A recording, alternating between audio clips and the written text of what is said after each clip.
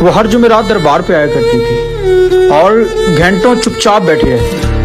میں نے بارہا کوشش کی کہ اس کے پاس جاؤں، لیکن ڈر کی وجہ سے اس کے پاس نہیں جاتا تھا، کہیں وہ برا نہ مان جائے. اور اس طرح ایک مہینہ گزر چکا تھا. کسی کام کی وجہ سے ایک جمعرات میں دربار پہ نہ جا سکا. تو جیسے ہی میں اگلی جمعرات دربار پہ گیا تو وہ میرے پاس آئی اور آ کے مجھ سے پوچھنے لگی کہ پچھلی جمعرات تم کیوں نہیں آئے تھے. اور یہ سن کر میں حیران رہ گیا کہ صرف میں ہی نہیں، وہ بھی مجھے نوٹس کیا کرتی تھی، وہ بھی مجھ پہ غور کیا کرتی تھی. اور اس طرح ہم دوست بن گئے. دوست بننے کے بعد ہماری باتیں گہری ہو گئی. ہم گھنٹوں دربار پہ بیٹھے باتیں کیا کرتے تھے اور جمعرات کے جانے کے بعد ہم اگلی جمعرات کا انتظار کیا کرتے تھے. اور وہ ہر وقت میری ہی باتیں، میرے بارے میں ہی باتیں کیا کرتی تھی.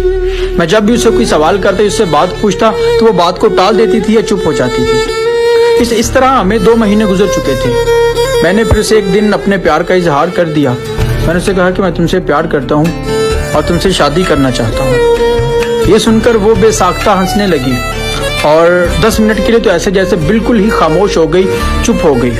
اور اس کے بعد مسکرائی اور کہنے لگی، پاگل، میں شادی شدہ ہوں. اس سے پہلے کہ میں اس کا کوئی جواب دیتا، اس سے بات کرتا، وہ یہ کہہ کر چلی گئی. اور میں وہی کام اگلی جمعرات کا انتظار کرنے لگا. اگلی جمعرات جب میں دربار پہ گیا تو میں دیکھ کے حیران رہ گیا کہ وہ وہاں پہ موجود نہیں تھی، وہ وہاں نہیں آئی.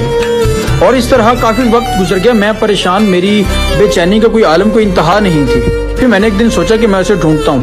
میں اسے ڈھونڈنے کے لیے باہر نکلا. کافی کوشش کی، بلاخر پتہ چل گیا کہ وہ ساتھ والے گاؤں میں ہی رہتی ہے. اور اس طرح ڈھونڈتے میں اس کے گھر تک بھی پہنچ گیا. جیسے ہی اسے گھر گیا تو پتہ چلا کہ وہ میرے آنے سے 2 دن پہلے ہی فوت ہو گئی، اس کا انتقال ہو گیا.